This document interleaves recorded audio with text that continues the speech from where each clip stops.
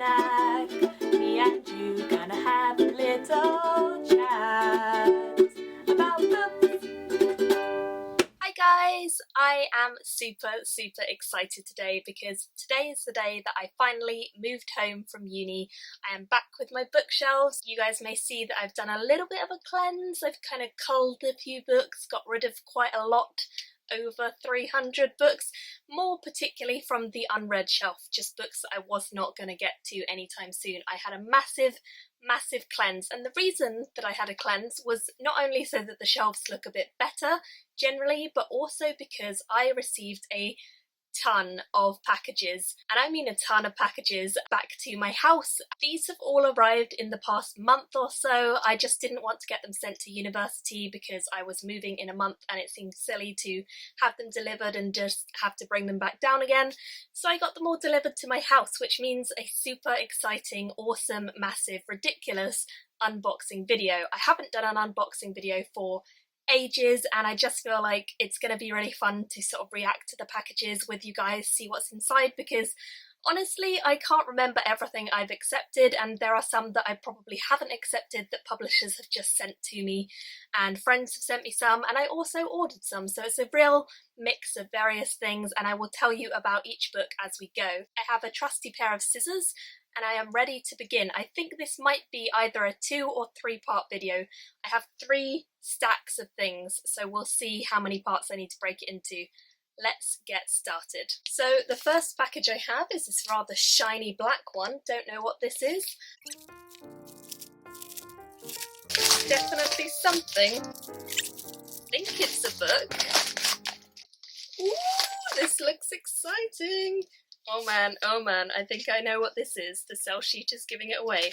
But I'm going to open up the book because this is a book I think I am so excited about. Oh, I cannot wait. This is gonna be good. Oh man, I can't even do it. I'm too excited. Oh yes. Oh man. Oh, look what it is, guys.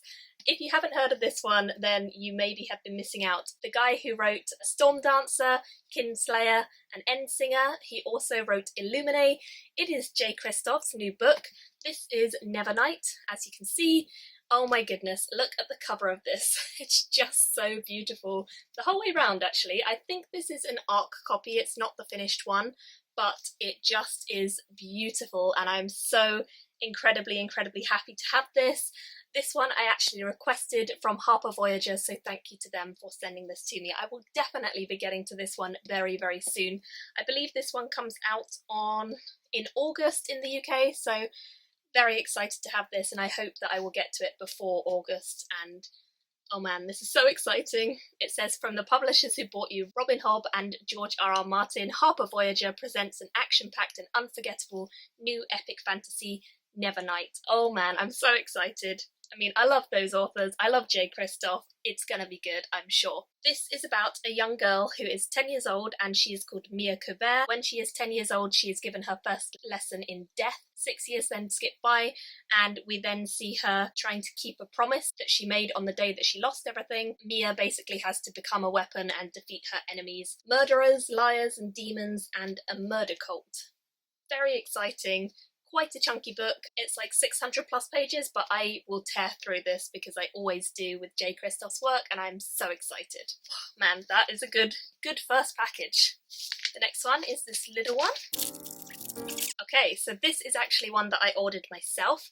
This is Besieged, and it is by Barbara DeMick. This is written by the same author who wrote Nothing to Envy, Real Lives of North Korea, and that is why I picked this one up.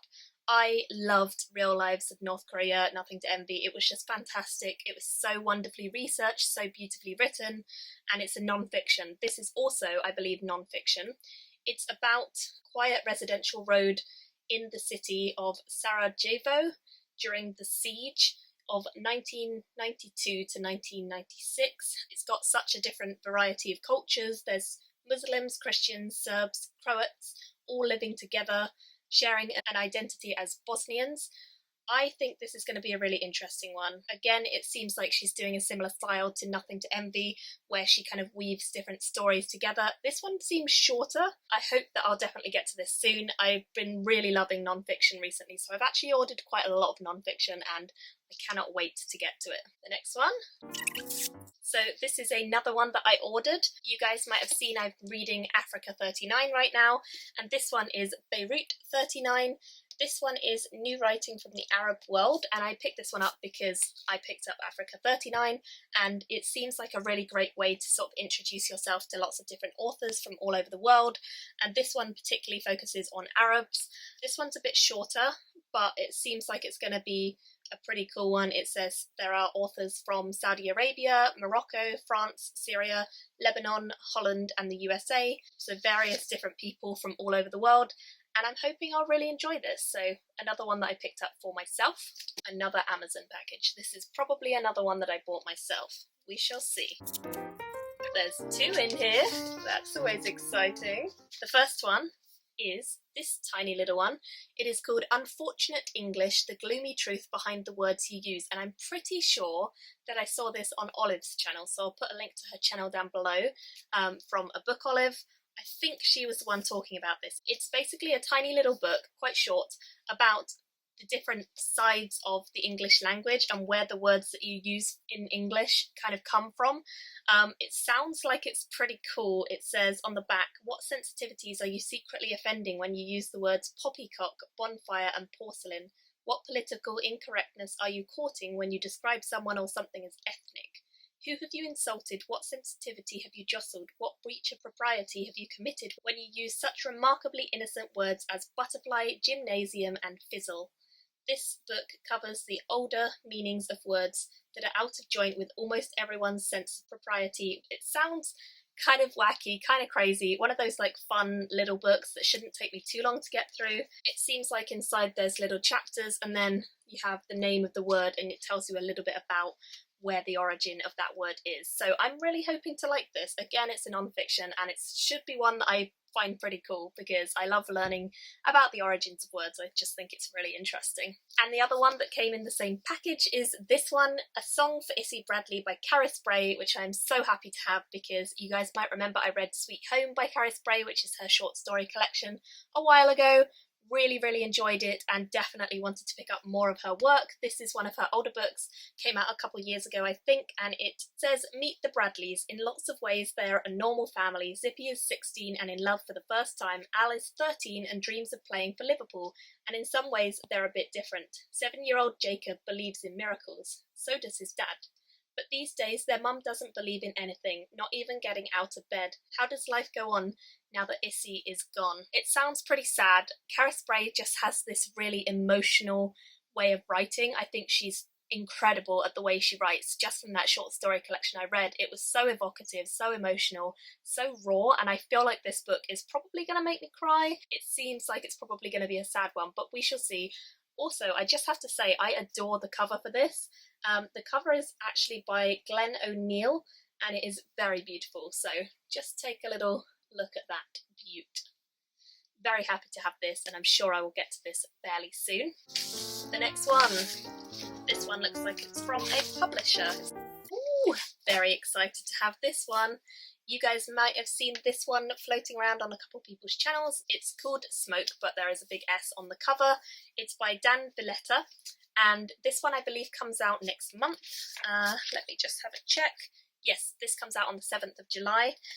This has been compared to His Dark Materials meets Harry Potter, and something to fill the void between those two series not being ongoing anymore. So I am very intrigued by this. I hope it's amazing. It's not too long. It's got a very sort of metallic, shiny cover, which is pretty cool. And it just says on the front, Sin 1. An immoral act considered to be a transgression against divine law. 2. Rendered visible by smoke. I think this is a world where various people's sins kind of appear as smoke, but you can buy a way out of this. So like the rich people don't necessarily have their sins on display, whereas the poorer areas do. Something like that. It sounds like it's going to be a pretty interesting one. and I'm hoping to really like this. I believe I'm going to be reading this one at the end of this month. The next one I have says that it is from Red Squirrel Publishing, so let's see what we've got. I think I might know what this is, possibly. Oh yes, this one looks good. This one was very kindly sent to me by Unsung Stories, and I am very happy to have it. I have heard great things about this. It's The Arrival of Missives by Aaliyah Whiteley.